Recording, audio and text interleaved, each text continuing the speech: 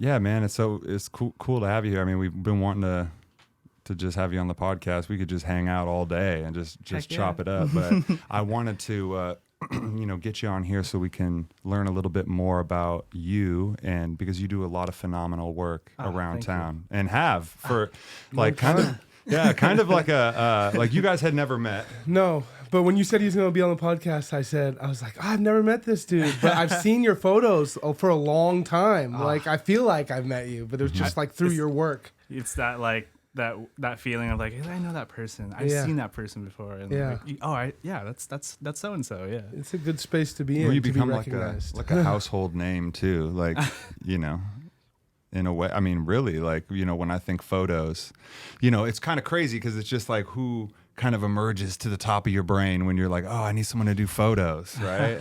If anybody hits you up, do you know a photographer? Like, you're going to reach in your brain real quick and try to be like, who? And even if you don't know. Zeroni is just right, like, boom. There's that guy, Zeroni. That's that guy from Holes. Dude, I actually didn't even get that shit, honestly. And then I was like, I said it, and then someone was like, Holes? And I was like, wait, what? I was like, no, this dude, like...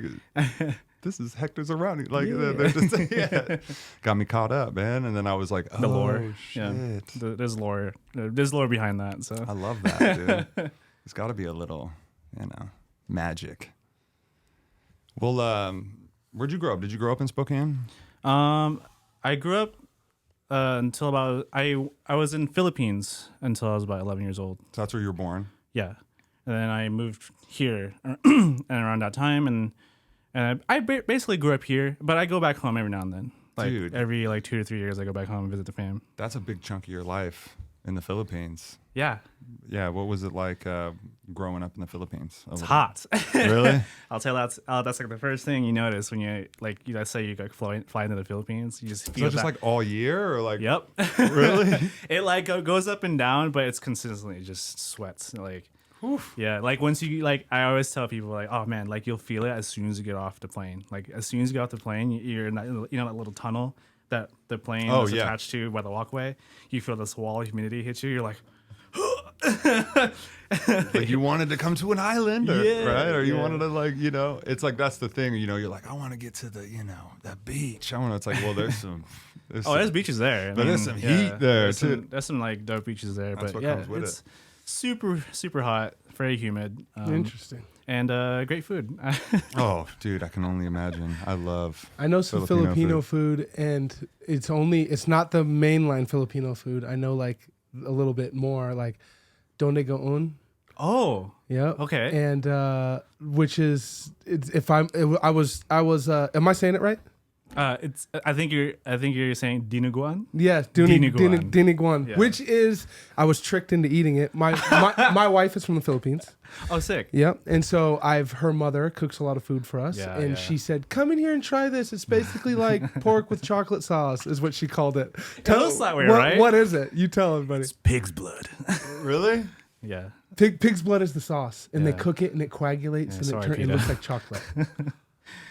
It's delicious. It's good. Yeah. I personally, I wouldn't like if someone laid out a buffet and I was there. I wouldn't like. Oh, that's dinuguan. That's not the go-to. I'm not gonna flock to it. You know. Yeah, yeah, I'm gonna yeah. be like, hey, there's lumpia over here. You know. Like, Yeah, totally. There's the mainline one. Yeah.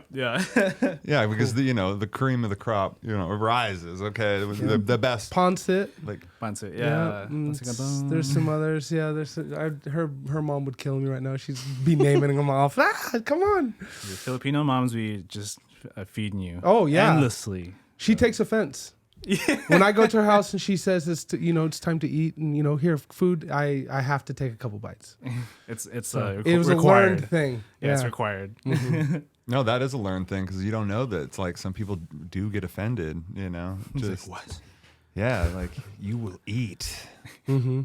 It's like I ate before I got here. It's part of the culture. You're eating. That's the rule. Like all the homies who used to come over the house, they're like, "Hey man, is your mom home? Like, can I come over?" Like for real, like in high school, some of my homies want to come over after like basketball practice and be like, "Hey man, you want to hang out?" I was like, "Man, you just want to eat."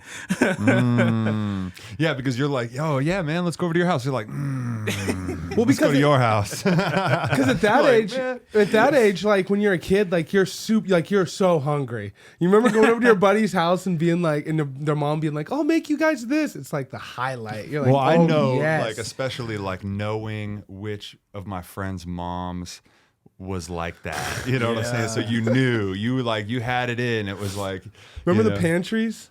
And it'd be like, there's some moms that would be like, they would just open the pantry to you and they'd be like, get whatever you kids want. Mm-hmm. But then the son would be like, your friend would be like, come on, bro, don't take all my food. No, I love a friend who loves to flex the pantry. He's like, yo, Hey, man, I what could you get you need? anything. Yeah. Man, fuck these parents. Yeah. What you want? 12 sodas? Yeah. I got Doritos. Yeah. I got Hershey's Kisses. What you want? You don't need to do it. Like, do them like that. I'll take a chimichanga. Thank you.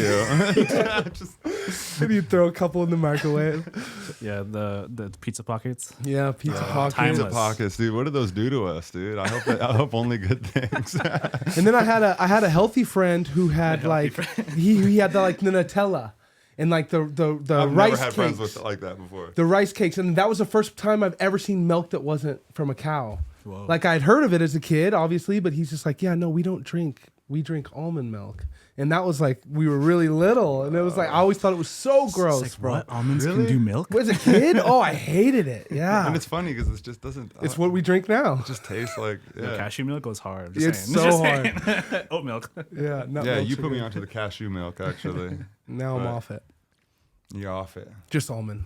Oh, just almond. Just got to pick your nut and just go with it. You know what I'm Yo, which saying? nut are you? You know, it's kind of For like you real. like peanut butter M&Ms, you like peanut M&Ms. Like, what do Yeah. you like? I'm oat milk. Just gang. like how almond butter was like a craze. And I remember being like, but have you guys tried peanut butter lately? Like, and then I'm like, fuck almond butter.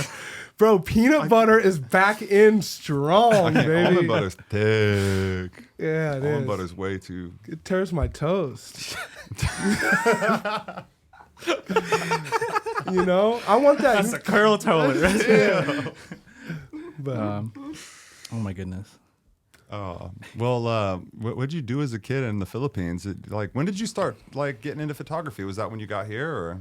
I mean, yeah. So in the Philippines, like that's the golden era of being outside for me. That's like everyone's outside. All the homies. The houses there are so close together that if you go out to your street and we have this signature, like you have to clap like this specifically. It makes this octave of the noise, and anyone around that radius was like, hey, like they're home and they Dude. go outside and then what? we just do I want whatever. to hear the clap. It's like, okay, I don't know if I ever done that. Sorry. It's just like really like. It's like Oh, it's it is like a little really different. loud. It's Yeah. like I can't just like Yeah. But I hear the and it- different tone. yeah. It just echoes throughout the neighborhood, and if you're home, like all the kids be like, hey, you know, like Oh shit. Dude, that's like what I always wanted as a kid, you know? Me Like too. this something you see Yeah. from a movie or something, you know? Where you just summon the neighborhood. And yeah, then, it's just like this like clap. It's just like, you know, like you just have to do this, and it reverberates down the street, and all the neighborhood kids come out. Like if you're home, you're home, you know, like, and we just like, hey, what do you guys want to play today? You know, like I was like, oh, let's do this game. And so yeah, that's like the gist of like living as a kid back home. I mean, it's like, you know, all the things that we had had to imagine and create to make, like, we didn't have the internet, right? So we didn't have like all this pre-built content to consume, you know? We had to like, it was just like this, it's a day. Yeah. What you gonna do? It's like, you know, like when I came here to America, I mean, same, like almost similar concept. You just show up to the homie's house, you know, like, hey, we're gonna go to Joey's today, you know, and you just show up and knock on their door, like, hey, is he home? You know? Yeah. Yeah, same. That's I know there wasn't all this like, dude, text me before you go over, bro. Never. You would just go over. you just show up to the homie's house. If he's not home, he's not home. Bro, if you had a homie, you knock on a window, you just hit it. You those are the you best. just go over to the room and just They hop let in the you window. in. Yeah, that's the best. Oh, I remember those. There's a like fr- one of those. That's a friend that had a house that his mom was like, you know, she didn't say PlayStation. anything about him like smoking weed, but it was Never. like, you know, she didn't really like. He was selling weed. Why else would we be knocking She's on just that like, do it at window? the back window. It's fine. Yeah. You know? that open concept of the basement always being just like free to anyone to come in, you know. Oh man. Like you just go down there. There's always homies down there. Like, Yeah. hey, what's up? You know. Love Dude. that place. It was crazy because it was this moment in time that as you get older, you never really get it back, that like just having so much time on your hands that you would just excessively be at just someone else's house, just on their couch chilling. Yeah. Like, just watching. Does that still happen today? Fuck, dude. To me. We need to start a club in a basement and fucking remake this. And then on like Friday, Saturday nights, we'll just like be like, oh, Zach's there or Cody's there. That'd be so fucking Dude, lit. that's we always talk about that. Yeah. I think that, you know, there's still kids that have like a lot of time. It's like when you're in that young life, you know, you got a lot of time. You know, you just have so much time. You don't know what to do with your time, and then it's like there's a shift in your life where it's like now there's not enough time. You know, I know what you mean. and that's kind of a trip. And then going back to your question, in high school, I didn't get to photography till high school, and then even during that time, I didn't really delve into it heavy. You know, it was like a class, and then if I show you photos from that class, I was like, oh my god, like what was I doing? You know, like this is trash. And but I stopped. I had that glimpse for that year, and then I took photo in college as well. Still didn't really stick to me until like 2013, 2014, where I started. I followed this fellow breakdancer, b-boy. His name is Palmer, and he's a Palmer. He's a b-boy from Texas, and he does photography as well. And I've been seeing him post these things called create dailies, and essentially what it is you whatever medium art you do, take a picture and you post it like daily for like basically the whole year. Yeah. And I was like, hey man, I got inspired by that. So I was like, hey, can I join you in this endeavor? And I had an iPhone like 4 and that's all I had for photos. I had a little tripod, put it on a timer and do like freezes and like, you know, like b-boy moves in front of like this wall, and I would like flip the photo, up the color, you know, that's where it started. And then I didn't have a DSLR until 2015, 16, I think, 2015. I won a b-boy jam in Tri-Cities, and I won like $500. And I used that money to buy my first DSLR. What did that feel like? What did that feel like right there? What did that point in time feel? I bet that was like Yeah, no, I entered. It was a series, right? So there was like volume 1, volume 2, and then all the way to 4. And then so I won. I think it was volume 2. Mm-hmm. And then when I entered that jam, I was like, you know, like if I don't win, I don't win. If I win, that's cool too. You know, like just like have that mentality of just we're just doing this for fun. And I ended up winning. And then the winners of each winner of each volume would face on the finals on the 5th volume. So I was, you know, like So I was going up against really, really good people. And at that time, in that whole span, I trained like hella. So when I won, I was like, what? Like, that's insane. Like, I've never trained purposely to really mindset to win on it. And that's like the first time like b-boying to me is just like, oh, it's like the art form and like the battle mentality, but I've never never really like trained for it heavy until that time. And it felt super good too. It was like almost surreal, you know?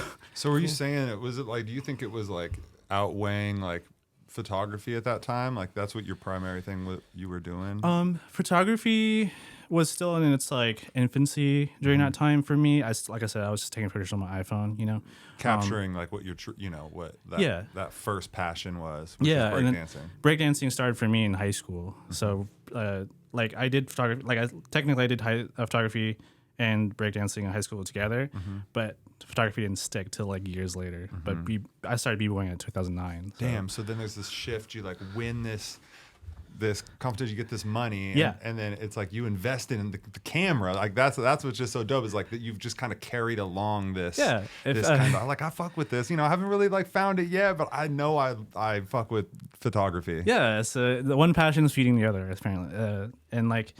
I bought my first DSLR, Canon T2i with a little 50 millimeter, and yeah, from there I just kept going. So then you just kept kind of like tripoding, kind of doing like more breakdance stuff, or did you start shooting other people, or you know, how did that journey kind of progress to you like picking up just like the portraits and creating your aesthetic and everything that you know man. It's like I know it's been such a journey, I'm sure, of like perfecting your perfecting but you know sharpening the sword. That's right. So excuse me, after I got the DSLR, I kind of stopped using my phone as the main thing to post. Learning DSLR was so challenging because of manual controls, and I've never like attempted that until just like when I got it. And when I first started getting used to DSLR, I would try to take photos of the same style, but it would just be difficult because I think that I just had trouble translating. You know, from an iPhone, you just have it right here, timer, and then, but with the manual camera, you're like, oh, I gotta like figure out what settings, you know, and so like. And your knowledge that from high school doesn't really stick with you, like from years later with like photography. So it's basically foreign. You're just like, it was kind of like, it's kind of like riding a wonky bike for me. Like I was familiar with the camera. I knew how to like do basic stuff, but like I was still having trouble like integrating that with Create Daily. So I would take pictures of other people doing like the Create Daily stuff, and then eventually that kind of fizzled out. I feel like a year's worth of shooting that was enough for me. You know, that was like the milestone. I was like, oh, I did the whole year. So now it's time for me to move on to new stuff and try new things. So in the early stages of me discovering photography, I did like, the P&W photography, like going out to the mountains, taking pictures of the mountains, the like your legs dangling over the ledge. Yeah. Like taking a picture of my feet, like over like a river, like the hashtag P&W photographers, those great photos we love. And that was like my first time trying to branch out to different stuff. At first I was like, it's all right. I think I was in that mode where I just want to try anything and everything. And then eventually I stuck with portraits. I don't know why that stuck with me, but I just practiced with my sister. She was like my model, like for the most part. And then I eventually started asking other people, and then people started asking me. They're like, "Hey, can you use me as a?" I'm like, "Oh, yeah." So yeah, that's when I kind of started really, really liking taking pictures of people. And it's still today. Do you think it's because like you can kind of vibe with somebody and it's like I like the connection and you build onto that because I like the interactions between people, and everyone has a different background and everyone is connected with other people, unique people, and I think it's just a cool thing to I don't know. It's just like it's hard to explain. No, it creates like a I like the connections. Yeah. maybe like a feeling too. You Yeah. know, like each person has a different feeling. Yeah. So when you're working with them and getting a different, you get inspired maybe in different ways. Where it's like when you're just shooting the mountains, like they ain't really giving you much, but their beauty. Like, Yeah, they're nice. They're there, but it's Yeah. like, you know, you. That's very interesting, honestly, when you're thinking about, you know, photography and like there is a connection, like whether you do show photography or with people or versus like you're just in the middle of nowhere shooting, Yeah. you know. That's what just stuck with me. I just really like portraits and I do them. I don't really do them as much as I used to, but that's still like in my favorite, you know, like skill set. Right now, I think my my focus has shifted a little bit off of that because it's like it reminds me of going back when I first learned photography. You're like, oh, like I have something else that I like doing, but I still have this as a back pocket, you know. Yeah. So. Do you shoot full time? Is that what you do for a living? I do have a full-time job doing social media for a plant shop, fern plant shop, and I do their photography, videography, and a little bit of social marketing here and there. Cool. But off that, I also mainly do freelance. So I guess in it is full-time photography. Cool. Yeah. Yeah, just in a different. I mean, that's what it is too. Is using your skill set to even when when you're working, you know, with Fern, it's like you're still doing what you. Yeah. I thought that so cool. I thought that I would dislike working a job. Like I thought I would dislike working a job using what I like to do. Does that make sense? Like using it a might hobby, ruin it or yeah, something. like using a hobby and passion to get to have a job. Because I've had experience where I had a job doing dance, like teaching dance, and I didn't really enjoy it as much as I thought I would, since like breakdancing was like my first passion. But You it's know? like on paper, it just sounds like it'll work. So you're just like right. perfect. It's like, oh, you're doing what you love. And I was like, well, it doesn't always work out that way. It depends on the person, I think. Yeah. You know. So, but yeah, I mean, it's working out for me. I enjoy it, and I'm learning a lot. So, I mean, you seem like somebody who is like wants to continuously push yourself to be creative and to not get caught in like the same thing, like you were even doing when you're like, oh, I got to switch it up. I got to try something new, you know? And so have you done that a lot, like over time since you've started? Have you kept pushing yourself creatively? Is that kind of what keeps like the passion, you know? yeah, I think that I go through droughts as just, as does everyone with creative arts. I think that I've found a good coping mechanism to really like, okay, like I'm a little burnt out. I'm gonna chill on that for a sec, and I'm gonna do something else, you know. So like I usually try to find something to occupy my time, and then that's when really, and when inspiration hits, it hits. I'm like, oh, like I just got this cool idea when I was at the store, and I found this cool box, like it's just like you never know when it comes from. And then so I think it comes in short bursts for me. Like when I first started doing portraits, and I really was like all about content creation, I was just like, oh, I gotta shoot. Like I had like 4 shoots a week. And that really burnt me out, and I think it's like I'm feeling it now in my 30s. I'm like, oh, like I used to do like four shoots a week, like sometimes 2 shoots in a day. Now it's like, I'll do like a shoot like once a week. So you find that healthy balance where you're not burning yourself out mentally, where because this is fun. That's why we're doing it, right? Because we love to do it. Yeah, it's good to pace yourself, and like whatever you do. I see a lot of creatives who are newer, who are doing exactly what I did when I first started doing photography. I was like, oh man, you're gonna feel that crash real good, and it's it's like, and it happens, like to like, oh, a month later, like, oh, I'm taking a break, and that makes sense, like, it's, I think with everything, like I said, it's good to pace yourself, do something to kind of like a recharge, get the mental straight, come back refreshed. So because it's good to get obsessed right? But then at the same time, there's like consequences when you're, it's all about this balance, baby, that we talk about on this podcast. It's all about that balance. That it's like even in the things that you love doing, right? Like you're saying, you have to recharge because things that you love to do could become unfun. Yeah, and it's moderation. Yeah, if you do things in moderation, everything will be all right. Man, it's cool, and there's a lot of shit to do, so that's why it's like just and that's what's really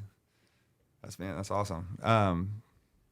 Talk to me a little bit about how Instagram, like, because it's kind of crazy, right? Like if you think about like what a photographer in like 1985 was, they didn't have Instagram. Instagram came in and saved all photographers. I mean, but I'm saying like if it was in like the 80s and you were shooting photos, it was like, oh, I got to get it in like a magazine or something, right? Or like get it in get published. That's what it was. And so talk a little bit about how Instagram has really helped. I mean, obviously it's helped you just connect with more people, but how it's really, helped you grow. Instagram, I've had my Instagram for a long time. Now that I think about it, I had it when it still had that filter. It's gone now, but there's this filter that it has like the little like date print on the side. I'm not sure. I don't know if you guys remember the that was the on OG. everything? Yeah, the OG filter. Yeah. Oh, yeah. I didn't even realize that you could. There was no like sliding out of that. Was there? It was just every photo you took was probably had that in it. You could like choose the filter. Like that's when I first started. When you first had Instagram, you would just take the picture, and then it had these like 8 filters or some shit like that. But could you just do normal without a filter or no? Okay. So you would just take the picture and then you could like. Yeah. Weird. Yeah. I don't remember that. That was it, dude. There was no fucking. Honestly, it would be like this weird nostalgia if they brought us back to 2012 Instagram so we could just see it. Like the whole layout, no highlight or no fucking stories, no highlights, all sorts of shit would be gone. You would just be like you're saying, I don't remember this. It's like the different. It would be weak. Like we'd be like, oh man, you already showed us the gold. The different. The algorithm was good back then. Oh, fire. Algorithm right now. Algorithm now is. Oh, your photos went to a lot of people. You're saying like in the first, like in the. I want to say like when I first started posting on Instagram, photography wise, like. It was like pretty good. I got most of my followers from b-boying. And I remember when it was like during the beginning of me posting create dailies, I posted this photo that got reposted by a really big like b-boy company from Florida. And I remember waking up one day, I looked at my notifications. It was like 200 comments plus like 800 followers. I was like, whoa, what? Wow. I was like, what happened? And I woke up at the b-boy spot, which was like this big b-boy company for like merch and events, and they had reposted my photo on their Instagram, and all these people from there just glommed on to me, and I was like, whoa, that's so cool. And damn. No, it was a different time back then. Yeah, like, you just tapped into like a whole community. Yeah, right there, and it was so easy to find you. Yeah, but it was a lot less saturated then too. Yes, it was. Yeah, it was cool. I missed the golden era of Instagram, to be honest. But it's helped me connect with a lot of like amazing individuals. I mean, I'm here because of you. So I mean, yeah.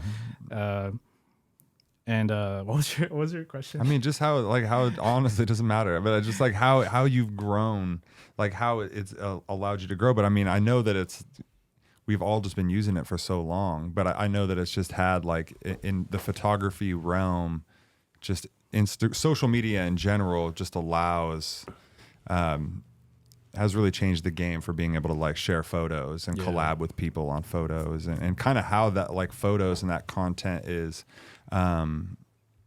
consumed. We had Kat on the podcast, and I don't know if was that picture of Mary in the field with all the flowers and shit. She had like the orange hair with the orange. Did you take that? I did. Yeah. Okay. Yeah. So like, fuck, dude. Like that was at the tulip fields. Dude, that was a badass shot. Rosengard. Really? Yeah. The place is called Rosengard, and it's just a tulip festival that I've gone to before, and I haven't gone in a while, and was able to snag that. And we actually filmed. We actually was like, we planned the whole thing as a project. Like, oh, film camera and a couple of digitals, and yeah, we just had a good time that weekend. So Yeah. Did you have to get permission to do that, or do you like just pulling up and asking for forgiveness? So you can, yeah. I don't think you have to ask because you have to go through they expect photos, Yeah, so yeah. as long as you just don't destroy flowers for the photo, then you're good, Yeah, sunflowers is a big one. Yes. Heading out towards north, there's a bunch of sunflower patches, and there's Towards, like, Deer signs Park, up that are yeah. like, "Don't trample our fucking sunflowers for your Instagram photos." They Yeah. literally say it right there. Yeah. And then I know you guys would just go out there anyway, I'm sure. Yeah. He's like, yeah. That's a big thing. Yeah. That's like destroying. Like I was like, if you're gonna take pictures, just like take a picture, but don't like destroy shit. Yeah. It's like I remember I used to follow this Instagram. I'm not sure if they still have it up, but it's called Public Land Hates You, and Oh shit. it's essentially this Instagram that they would promote like people destroying like public parks and stuff for pictures for clout, essentially. Yeah, like the biggest one. Oh, it would. Okay. So Yeah. It was, yeah. Yeah, the biggest one for me was the super bloom. I don't know. Have you guys heard of this? The California poppy super bloom. I think it happens every year, but correct me if I'm wrong. There's this poppy flowers that bloom in California, like huge fields of them, just orange, and lots of tourists come through, but also a lot of influencers come through and take photos there, and there's been a lot of people literally like trampling on them. I saw a girl drive her car on them just to get a picture on her car with all these flowers, and people are like, I was like, what the heck, dude? You drove your car to this? Yeah, it's just it's sad. At least everything is right there, so that way we can see these people do it and be like, "You're trash." Yeah, seriously. There was a lot of that in Joshua Tree when we visited. Joshua Tree, It was a big one like that too. There's a lot of influencers out there, like, and it was like, really, what are these? But you don't know what their end pictures are gonna look like. It's like, what? You're really gonna take a photo like that? But I don't know. It's terrible. I mean, like Instagram has been so far have been positive for me. Like, I've used it as a tool to connect with people. I've used it to promote myself. I've used it to promote other people. It's also like a trial and error. Like the ever changing algorithm of Instagram is always like, okay, like what's the hype train this time, Yeah. And when TikTok first came out, they switched to video as well. And I'm like, well, like I'll post some video stuff, but I'm not fully gonna be like videos only this time. I was like, I still want to do photography. Like that's never gonna stop. So, but there's also the dark side of Instagram or social media in general, where it's like, I gotta do it for the clout. I gotta do it for this. No, that's where those thoughts, and that's where we talk about balance. Like, I need to back away from this shit for a little while because I think that it was, you won that $500 in that b-boy competition because you was just doing what you love, and that's where social media gets everybody in that same way. Regardless, even if you don't create, it still gets you in a weird way. It'll sink into you if you're using it too much. It's just like people get. I always say this to people. People just get lost in the sauce, man. Like it's just like it's true. You get too much into it, and you're just doing unsavory things, and it's just like, oh man, like you need to step back, homie. Like reality check.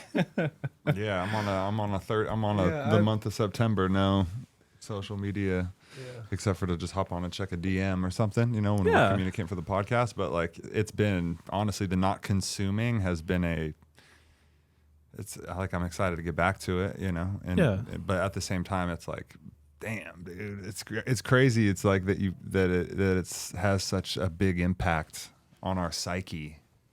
Just like as people, I honestly, when I stopped using it, it's like I forget that it exists just for a small amount of time. You just don't even know. Is it joyful at all to like not have to think about it or worry about it? It's great. I think so. It's great. Honestly, if you're creating art, like I just wish I had somebody that was just following me around all the time, just doing it all for me, and I never ever had to like. You didn't have to do it yourself, like somebody else was just doing it all and they were taking the toll and you're just creating, you're just in your life. You're in a TV show now. That's it. That's it. Yeah. That's what we want. But dude, that's kind of crazy, honestly, because any art that you're doing, any craft, honestly, as soon as you're like, now you're trying to be creative and keep that authenticity, while now it's like, oh, I got to do the business side of this thing, you know? And then it's like, oh, if I don't promote myself, then does that get stressful for you? Myself? Just having to balance all that, like, you know, with the social media and then the, you know, needing to take a break constantly feeling like, oh, you know, I'm not doing myself a service if I'm not, because you do this for a living too, in a sense, right? So there's like a business aspect of like, I need to be growing, or do you feel that, or is it just casual? Like it does get stressful at times. I feel like I'm the type of person that takes a lot on their plate, you know, and Mary, my partner, has always suggested like, hey, you know, like, take a break, you know, like I was like, you can take your own advice. I was like, I know, like maybe it's my Sagittarius nature coming out. It's always like, I gotta keep doing things and keep myself busy. But like, I think right now I've gotten better. I've gotten better at like doing pauses, you know, like, okay, like I'm gonna finish, you know, I usually have a whiteboard now that I had, like, everything was like done by my memory at, you know, before. I was like, okay, I'm just gonna have a schedule, I'm gonna have a whiteboard, like, okay, this is this today, and then, you know, that's helping me keep organized and having deadlines for myself. I'm like, all right, gonna finish this week, gonna finish this next week, and take a break, you know. So I feel like this little structure has helped me kind of take stress off of that pressure, you know. But I always but it's always like I feel like I'm always blessed that I always keep getting opportunities from, you know, just sometimes I don't even, like, other people will promote me and then they'll be like, hey, you should hit up this photographer, and like that's literally, I would check my email. I'm like, oh my God, I didn't even, like, I don't remember promoting myself at all for this, but this is it. Here it is. So then I feel like right now I'm going to be taking pictures for terrain this year. And I'm like racking my brain, like, okay, like I want to make this into a project also. I just don't want to, like, I could go in there and just take pictures as instructed, but okay, I want to also make this into a project worth remembering, you know. So that's like building pressure on me, but wanting to do a good job, as well as feeding my own soul, you know. Yeah. So hitting two birds with one stone, I guess. So, yeah, but do you like that pressure? Does that help you? Do you work good under pressure? Or I think so. Yeah. I think I thrive on a fire under my ass. Yeah, me too. Yeah, all of us do, for sure. I feel like a little fire gets you going. Oh shit! Okay, get the blood pumping. Yeah, because I think that it really does unlock shit that maybe you just don't know that you have, you know, or maybe you know you have it, but it's just kind of lying dormant in you. We're not using our full selves and shit. And then when you get pressured, you know, a part of you comes out that's just like, I'm gonna get this shit done. Yeah, you rise to the occasion. Yeah, you know, it's like that. Last Sunday, I didn't do shit. I was just like, woke up late, stayed in bed, played video games. I was like, and then Mary was like, wow, I've never seen you do that before. I was like, I know, isn't that crazy? Like, it's like once in a blue moon kind of thing for me. You like, just enjoyed it. Yeah, I was just like, I was chilling, you know, and then. And the next day, I was like, okay, man, well, it's time to keep going. I don't know. I'm a sucker for a fucking day where just there's no plan. I don't have to do anything. No obligations. God, I don't get those many anymore. I won't. My brain won't allow it anymore. I don't know why. I need to. Do you guys get the Mondays on Monday? Like, no. No, you're good on Mondays. No. Yeah. I have the Mondays too. Do you? Yeah. You get them? Yeah, I get them slightly. I need to get that coffee heavy, you know? Yeah. And then it's all good. It's Tuesday before you know it. Yeah. Yeah, no, I get the Sundays, though. You get the Sundays? The Sundays, but the Sundays is a good thing. The Sundays is where I'm just like, it's almost an excuse to do nothing. I'm just like, I don't have to do anything. I could, you know? I could. That's the last second. You know, your family's looking at you like, are we really going to do nothing today? You're just like, it's up to y'all. Y'all better plan something. Yeah, you know? I don't want to do anything today. Yeah. You know, especially now the football's on, I'm just like, I don't even really like these teams. But, you know, it's an excuse to do nothing. It's football. It's the Lord's Day. How many excuses are there, okay? So who's playing? Like, lazy matter. Sunday. You know all the sayings. Lazy Sunday, God, yeah. You know, but then I'll get motivated and do something, okay? But I feel like you having the option is what, you can choose to say, you know what, I could lay around, but actually I'm feeling it. I'm going to get out and shoot. Okay, do what your soul feels right now. You just reminded me of like when you get sick and you never get sick and you're just like, I'm fucking sitting around and watching all the shows today, baby. Oh, yeah. And those are low key kind of a good day. That's kind of a weird, that feels like that is the perfect example for this situation because that's the fucking get out of jail. Especially when someone higher up says you need to rest and there's like a doctor's like, put a movie on. You're like, you hear this? You hear this, baby? We're watching 90s movies. Hey. Oh, man. Yeah. Because we're just going all the damn time. You got to slow down every once in a while. Yes, we do. It's good to take breaks. I should really take my own advice. Have you had to sneak into some places? Like, have you had some crazy kind of like where you felt uncomfortable, where you had to snap some shots and then get in, get out. Get in, get out. Yeah. A few. Yeah. I always have that. Back in the early days of me discovering photography, I used to roll with this. A few guys that would they do like what's it called sunrise, so like we would literally get up at like 4 a.m. in the morning and we'd drive out to remote spots to take photos, and Oh, wow. and some of them were like, oh, this it's like you have to kind of like trespass a little bit to take this photo, but we've been good enough to we've been like blessed enough not to have any sort of trouble with like, we'll get to it in, take the shot, get out, like try not to cause any trouble. Like I think I don't know if you guys remember. Have you guys ever heard of Vance Creek Bridge? Mm-mm. I don't think so. So it's off limits right now. Well, really off limits. In its heyday, Vance Creek Bridge was this decommissioned like a railroad train bridge. But photographers would use it all the time as like a subject matter for photo. Okay. Because it's amazing. Like, so the entrance was like you go to this park, you park your car, and then it's in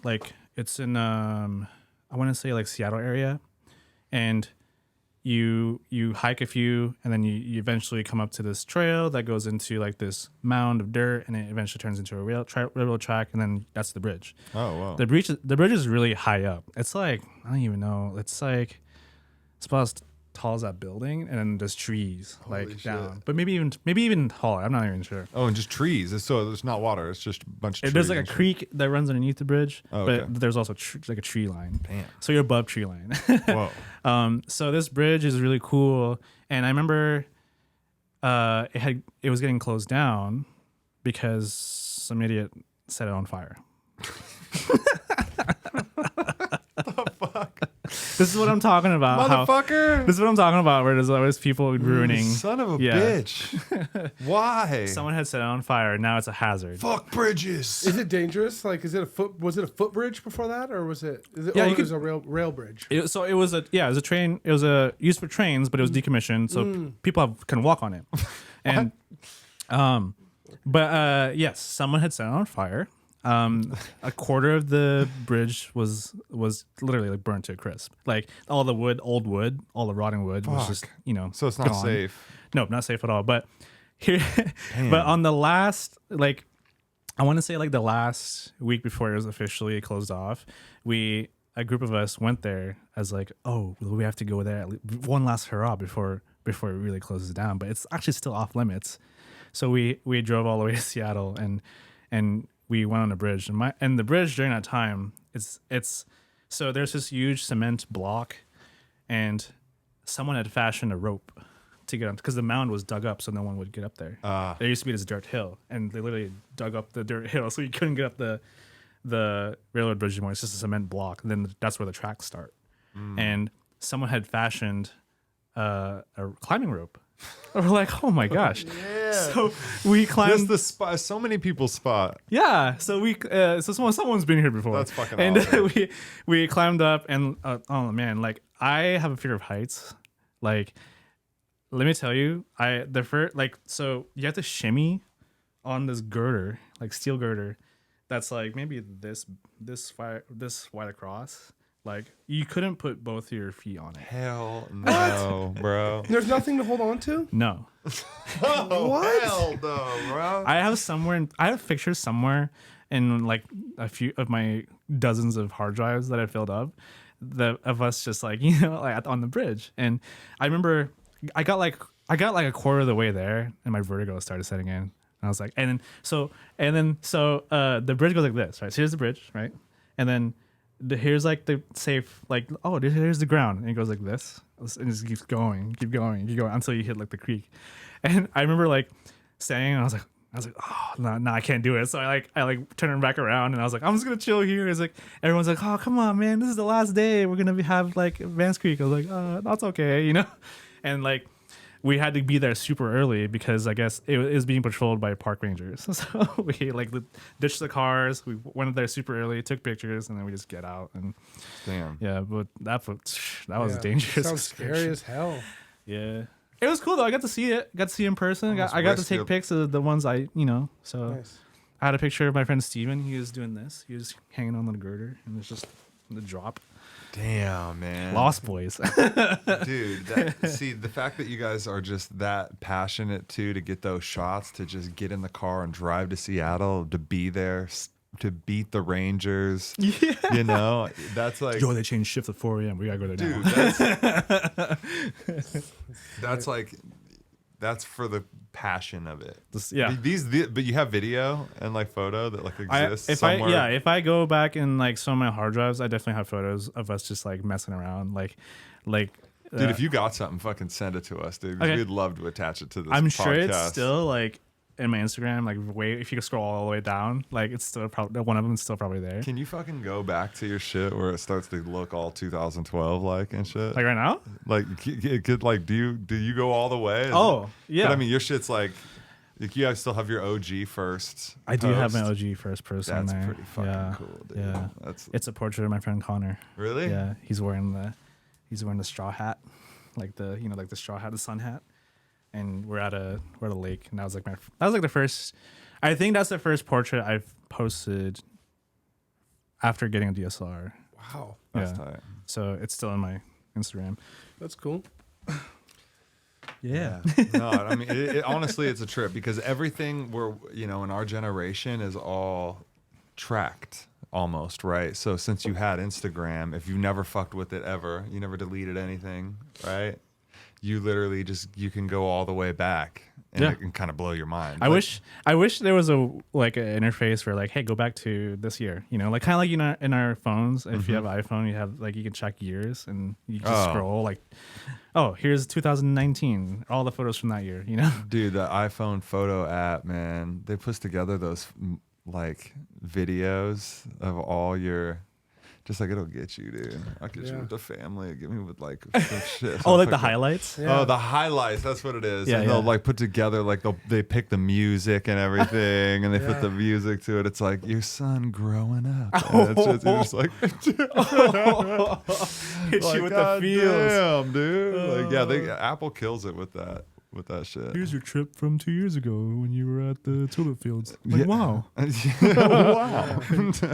Sometimes I look at those photos and I'm just like, God, I look so content and happy there. Fuck. You know what I mean? Sometimes you look at yourself and just like, damn, what was I thinking? Who is that guy? Yeah, he looks fucking No, confident. that's what it is. Who is that guy? Different person. I like looking back at some of the old photos I've taken, and I'm like, oh man, like that's garbage. Yeah, like you're like, but you see the growth. It makes you feel good about what you're doing now. Yeah. In the path that you're on, where like how do you develop like a certain aesthetic? Like how does this? You just kind of have created. When you see your photos, I kind of know that they're yours. Which is, you know what I mean? Like where it's just got like a Zeroni flavor on it. Do you know like where that came from, or did you just like? Is that just? Dude, it's a lot of trial and error, I think, and a lot of because like I'm not sure like if it's the same for you, but like when I was first starting photography, like I was just winging it. I had no template, I had no frame of reference. I was just winging it, and then I started following other portrait photographers who And then, you know, like when you look at something for a long time, you kind of start like unconsciously started like incorporating it to what you're doing, you know? Oh yeah. Like let's say like you know with rap, like you listen to, you have your select influences, you know, and then Exactly. when you yourself start rapping, you're like, oh, like this sounds like this has this vibe, you know. It's always like a mixture of different people. I think that my aesthetic and my style kind of derived from different pieces from different people I've has influenced me. Damn, that is the best way to do anything, honestly. Like it's one thing to it's always good to start like with breakdancing. Like there's this whole thing with like it's called biting, you know, like it's like we have a hand gesture for it too. Yeah, like, I'm familiar. What? Oh, he's Hey, biting. Hey, yo, he's you biting, bro. biting. So it's basically just someone straight up stealing your move, you know? Like, so in order to avoid that, you gotta flip the script. You know, you gotta flip it. Like, okay, he did that move, but I'm gonna do it better, essentially, or do it differently. Okay. And that's basically what I did with photography. I was like, this looks dope, but I don't want to do it this way. I want to do it in a different. What if I took it in a different kind of lens? You know, like what if this person's using a tight lens? I'm gonna do a wide lens.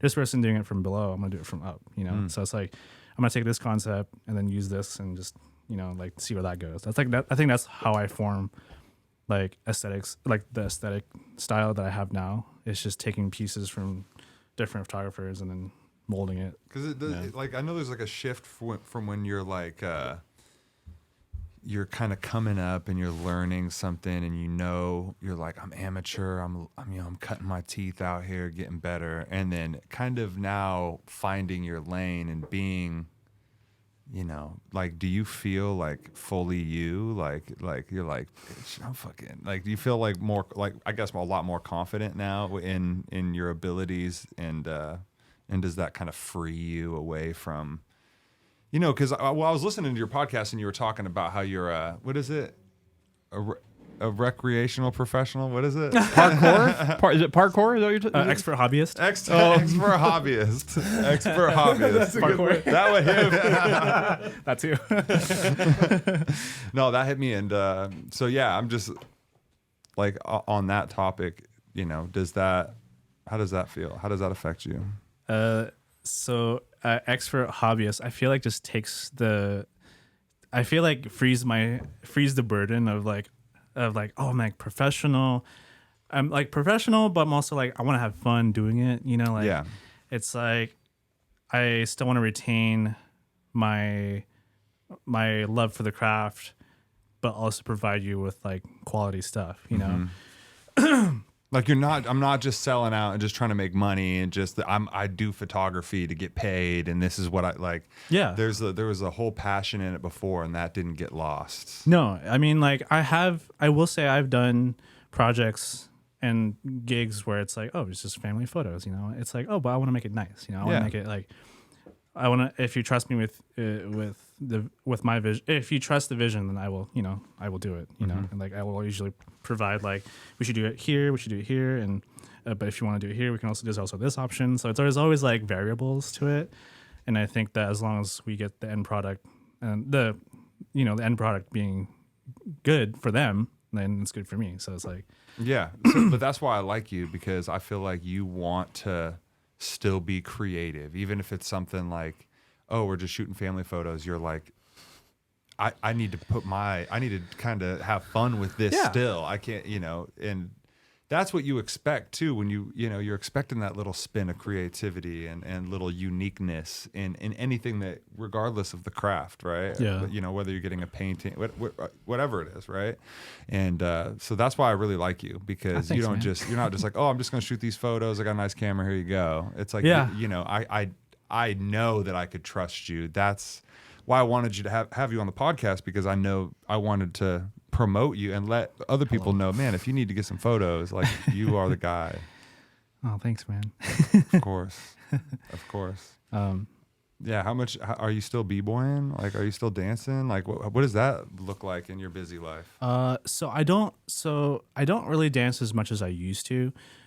Pre-pandemic, I was doing like 3 to 4 days of training, and that time I was really trying to train myself for battles, like, for b-boy battles, competition. And But then, after everything slowed down, I kind of lost that fire for that, and photography took over.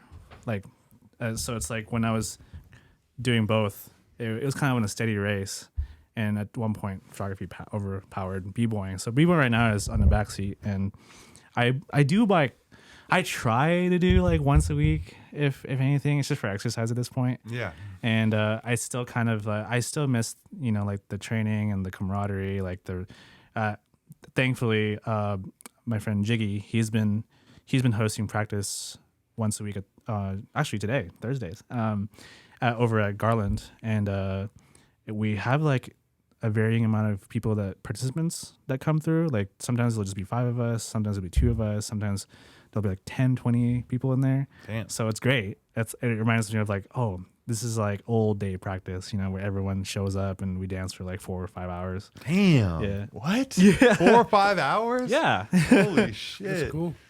See, that's a Yeah. workout. It is. I mean, you don't go there the whole time. You can like, because like how dance practice works is like, oh, like you sometimes if you're in there, if you go in there like, okay, I want to refine like a moves list, and then sometimes you're just there to kind of just work out, like, and like, oh man, I see the timeline of my photos. Yeah. Oh, sick. Oh my goodness.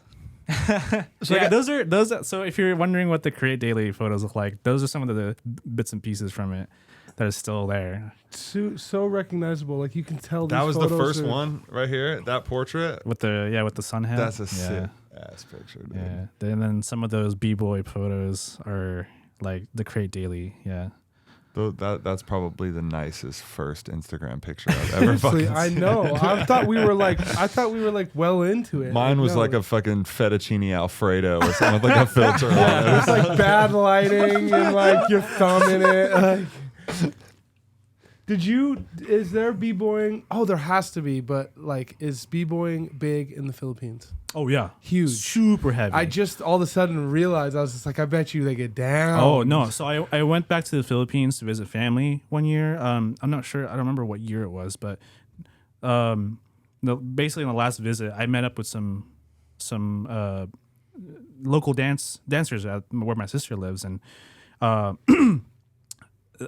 they introduced me to some like b-boys who are prominent in the scene there, and those guys get down. Like they don't like here we get down in like gym, the gym, like smooth floors, like air conditioned, like you can like see it's chill. Like over there it's like, okay, they invited me to a practice. It's like this dusty ass gazebo, like made out of just concrete, and they have to like sweep the floor, like it's like an open area, like it's outside. Yeah. So we practice for 4 hours a day, and then the humidity there is so intense, so you're just sweating.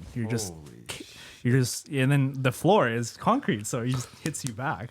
And some of the people who I've been, like my friend Yuki, when I went back to visit last time, he took me to Manila, which is like the main city in the Philippines, and he took me to a spot where like these fools get down literally just like on like just concrete. Damn. Outside, and like with a boombox and a cipher, like they're like, I was like, man, these guys are hardcore. Like, So do you get used to the heat over there? yeah, Like eventually okay. to acclimate. So like when you were born there, living there, like it was you didn't know anything else. but, no, like this is fucking. I didn't know this what is cold life. was. I was like, oh god. Go to Washington, you're like, oh, like Oh, I bet, dude. I've Is this the first acclimated. place you came? It was just Philippines to Washington. Yeah. Ooh, Before- I bet you that was a relief. That was Got off the plane like that feels good. yeah. I've never just like I've never had to layer clothing before, like prior to coming here. Oh shit! Yeah, Like I'm just like a shirt in it. You're like just wearing a one sh- tee. wearing a shirt, wearing There's a no jacket, shirt a or one coat. shirt, baby. That's it. Now Yeah, you- for real, Yeah. for real. It's either one shirt or no shirt. I'm back home. Damn, now you're like, now it's 3 shirts, 4 shirts. Like, I don't know. Like, what's it going to be? Negative? You gotta wear Imagine explaining that, like going over and be like, they're like, "What's different?" You're like, "Well, you got a layer of clothing." Like, what the fuck do you mean? I will say I've seen some mad men like just like I'm like last time I went home, people wearing black sweatshirts, like out in the daylight. I was like, yo, what? That guy's cracked. Don't mess with that guy. Bro. Wearing a sweatshirt in like 101 degree weather. Damn, yo, I know. I heard that in some of the like warmer places, like Arizona and shit, like people will, you know, it'll get like not even too cold, right? Like, oh, it's like 78. It's like 81 is cold. And then it's like, oh, we're busting out the jackets. And they're busting Yo, out, I got like, a funny story. I went to Florida, to Orlando, and I had a homie Kenneth. We were in his car. This fool was wearing a down jacket, and it was like 71, right? Like I was still wearing a t-shirt. So we go to this mall, and he's by the way, he's blasting the heater in the car, and I'm like sweating, and he's just in a down coat, like, you know, like not even phased. And then we go to this mall, and he's like, hey man, he goes looks at me, he looks concerned. He's like, hey man, like you want a sweater? Like I got a sweater in my trunk. I was like, no man, this is great. Like 70, like this is cold to you? Like that's insane. No, it's really crazy because your body really does acclimate to that heat, right? So even we see it in Spokane, right? Like in the summer, you know, when it's like 90s, 100, you're like your body's kind of like, oh wow, this is like super hot, right? And then, you know, when it's 80, it doesn't feel that hot. And then, but then in the winter, if it was fucking 80, you'd be like, what the fuck? Like. It's 70, that right there, 70 hits different to where like that dude's doing, you know, he's doing 90 with the humidity. It's like 101, right? In Florida. So 71, he's like, bitch, I'm cold. Yeah. Right? Dude was wearing a down jacket. But you're coming from Washington, so you're like 71. This is my plus humidity. So you're like, yeah, I was wearing a t-shirt. And this I was is like, it. That is fucking was chilling. I was like, huh. hilarious. You need a coat, man? Yeah, he was like, hey man, I got a sweater in my trunk. You want a sweater? I was like, what? Why? I guess that makes sense. That's what I didn't really realize before is that it hits different, like because you're acclimated to a different climate, you know. And when we're just coming, you know, from somewhere else, you're like if we went to that's why if we go to the Philippines, they'd just kill it. People would just be like, oh, what's up? It's good. It's just another day. You'd be like, another day? What? We're actually going in 2024, and my mother-in-law is like. Oh, to the Philippines? Yeah, we're going to Leyte. Oh, so nice. that's where she's from. And she said, be prepared because For the weather? we're going in the summer. So is that like, is the summer there the same time as the summer here? I don't know. I just know that it's July of next year. So like there's only 2 seasons in the Philippines. There's summer and then there's monsoon Rain season. Yeah, that's what she said. She said it's the humidity. Yep, it just rains and it constantly. just sticks around like the humidity does. So when's the humidity? Like when's the monsoon season? Is that like? Oh gosh, it's been a while since I think that's like the winter there essentially. I would say. I don't know. But what time? Like what's the month? Oh, like winter. Like you're saying, like winter seasons. Like yeah. Oh, okay. Yeah. I could be wrong. It's gonna be a thing because they're like right when you feel like you got adjusted to it, we're gonna be going home. It's 30. We're going for like. You got a lot of bugs there. Yes. Oh, fuck, yes. Dude. See the humidity, the humid places got the fucking scorpions. Is there scorpions? Maybe. Like you never grew up seeing them. So main thing is cockroaches. Really? Yeah, for real. Like, so one time I was at my brother-in-law's house, right? And you know, like he got the floor mat, he got the futon out, and I'm staying over. And I remember one night I was sleeping and I felt something crawl on my leg, and then I woke up. There's this cockroach like this big on my leg. I was like, "Oh no!" Yup, that's common there. So I mean, so be prepared. Be prepared. Like it doesn't matter if you're like the nicest house ever. Like some like, it's just common. Like they just appear out of nowhere. Sometimes. Why do we feel like it feels like we get so lucky in Washington? I know. You know, we don't get a lot of crazy shit here, right? Yeah. Like we don't get like hurricanes. We don't have like bugs that'll eat your face off. Like it's like not bad. Honestly, I feel like we're so lucky because if you go honestly anywhere in the South, as soon as you start to get down there a little closer to the equator, shit starts to get a little kind of crazy. Yeah. The mosquitoes and mosquitoes, like dude, spiders. Oh god, cockroaches. And then if like Australia, you know, like when you start getting, you know, over places where there's fucking, you know, shit that ain't here. Yeah. You know, and it's like, what's that? It's like, we don't know what that is. Yeah, it's this hellspawn over there. Yeah, no scientist has even studied this shit. Like, what is that? Holy shit. It's Pokemon. There's certain areas. That's a Pokemon, exactly, bro. There's certain areas that don't have certain bugs, and you would fully expect them to. Like Hawaii doesn't have. There's some place that doesn't have spiders. Really? And it's like they do not have like a big like no one's scared of spiders because they didn't grow up seeing them. You know what I mean? It's like wait, what the fuck? It just depends on where you live. I could never catch a spider and let it out, bro. Every spider's getting it. Bro, I don't even know what it is. Isn't it the silliest shit ever? Because it's like literally like it's not gonna hurt you. Yeah. Like you're so much bigger than it, you know. But for some reason, like I'll take no chances. White widow's weed. Black widow, right? Isn't that what you're thinking? Oh, Black white widow. Oh, Black Widow. Sorry. No, that's all good. That just means we all smoke. Yeah. No, He but said White Widow's weed. I was like, wait, what? And then he said Yeah. Black Widow. I was like, oh shit, that's a superhero. no, but that we're saying it right. Black widow's one with the little red butt, right? Yeah. White Yeah. widow is what we put in a blunt. Yes. I'm smoking that brown Don't put recluse. Black Widows in your See what blunt. Hector's No, thinking. don't put Black Widows in your blunt, please. Yeah, no, don't do that. Hey, though, man, you know you don't know where that could take you, dude. That could take you to heaven. Like licking the toad, you know. Yeah, dude. Smoke a Black Widow and find out. Let us know on the podcast if you survive. But I'm not telling you to do it. Hallucinogens at all? Hallucinogens? Yeah. Do you do mushrooms or I've done mushrooms before. Yeah. you like it? Yes, I actually both trips I've only done twice. Oh, cool. And both times I very much enjoyed. I know that people have had really bad trips, but I think you have to have like, I don't know how people do it, and then just like go out about their day. I have to have like, okay, we're going hiking, you know. Thank you. Let's go to the woods. Me too. Yeah, That's yeah. the best trips I've ever had. Yeah, is yeah. going hiking. But I think that's like it's telling you something. It's Get telling, out, like it's saying get away from people, get away from all these everybody else's frequency that they're projecting onto you. Yeah. Right? And get out, because what nature does is it just brings you back to you. So now it's just the nature and you, Yeah. you know, and It that's was great. and mushrooms is 100%, dude. I don't know what it is. It's something inside of your soul that's like, I just need to not be around. I need to be around other people that I fuck with that are doing mushrooms. Yeah. But that's it. Like, I don't need to, like, if I take mushrooms and walk into a Safeway, it Yeah. feels wrong, dude. It feels like super I should wrong. not be Yeah. here right now. They're Yeah. all looking at me. It's It's intense. And it's like, dude, is this what I'm like enduring every day? But like, I'm not on psychedelics, so I'm not like really looking at it from this lens. But really, we just kind of learn how to operate in the society around all these fucking people's craziness, people setting bridges on fire and shit. You know what I'm saying? We're just like hanging out near these people, man. yeah. And then they're setting bridges on fire. R.I.P. Vance Creek. Damn. But you experienced it. That was a moment. We can get some pictures on that, dude. Yeah.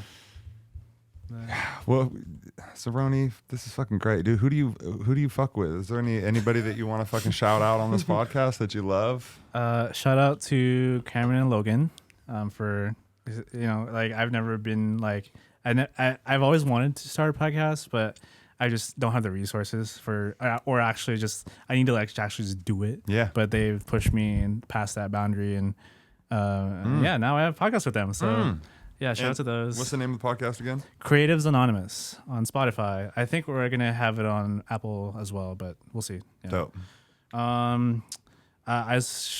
Shout out to my partner. I mean, keeping me grounded, feeding me my own advice. Yes. Yes, she's great. And then what else do I want to shout out? Shout out to my crew, my paper cutout crew, formerly known, and now we're called Soul Tribe. And those guys have been keeping me in check too. You know, all these years. That's and breakdancing crew. yeah, Sick. my crew now family. Like we're legit like just family at this point. And you met them here in Spokane. Yeah. That's fucking awesome. Like in the early era of me, I literally just was like, I self-taught myself for 3 months. Met this dude named Steven Frizzell and was like, yo, you want to come to practice? I'm like, what? Practice? And then that's for all the homies. That's for all the brothers. Like that's where I met them, and we're still homies to this day. So Wow. Wow. yeah, and then who else? Oh, shout out to all the young creatives out there, you know, doing like Kat, you know, and she's doing great. Dreamly Portraits, Rotten Art. So, I mean, I want to see. I love seeing the new creatives come up and make art, and and take it to another level. I feel like I'm just like, oh, like I can just take a backseat at this point. Well, I can Joe, just- you're inspiring I can people, just chill man. at this point. I know for sure that, like, you know, when you're saying you're taking bits and pieces of people's art and making it your own, you know, that's what people are doing to you. So that's kind of what's crazy, right? Like, to think full circle now that it's like you are that for somebody else, who they're seeing your style and what you're doing, and that they're taking a piece of that and incorporating that. It's all these juices that we have and these things that we've created just get recycled into like a new generation of people that are taking what we've done and getting inspired to create their own stuff. Yeah, I love seeing like the new gen and take over. Me too. And you know, it keeps me inspired too. I'm like, well, I ain't gonna. I mean, like, I've slowed down a bunch, but I'm like, oh, like I gotta also get inspired too, you know, and keep the fire going. So, yeah, yeah. Beautiful. Dude, thank you so much for coming and hanging out with us. Dude, we thank could you. talk forever. I'm sure we're gonna leave this podcast and be like, God damn it, dude. I forgot to ask him that. I want to talk to him. So, you know, typically what we do when we have a great episode like this, we have you on again. So I'm sure that, you know, we'll fill in the blanks again. But dude, thank you so much for just coming and hanging out with us. We don't have any script here. We just I just genuinely love what you do, and Thanks, man. and interested in it, and it was really cool to hear about hearing your story, man. And I hope that some people that are interested in photography that are listening to this podcast, it inspires them to go out there and push the limits a little bit. Push your limits. Yes, sir. Go beyond. That's right. And take a break every once in a while. Yeah, take a break. Yeah. Don't die. Yeah, don't do it all in one day. Awesome. All right, guys. Thanks for listening. Thanks for watching. Hector, thank you. Cody, thank you. Brennan, Welcome. you're beautiful. Yay. Spokecast. Hooray. Happy to be here. Love you guys. Cool. That's good. That's a good job. Hey. Chill for the outro, or do you want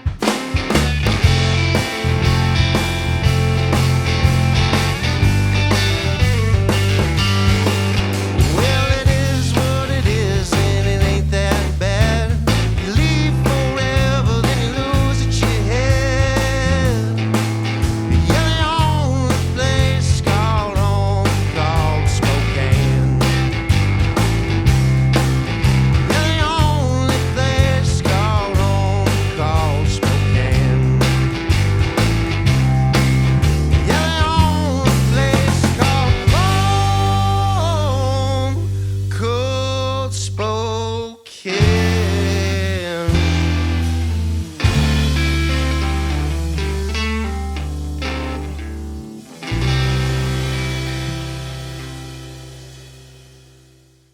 Hallucinogens? Yeah, do you do mushrooms or I've done mushrooms before, yeah. you like it? I don't know how people do it and then just like go out about their day.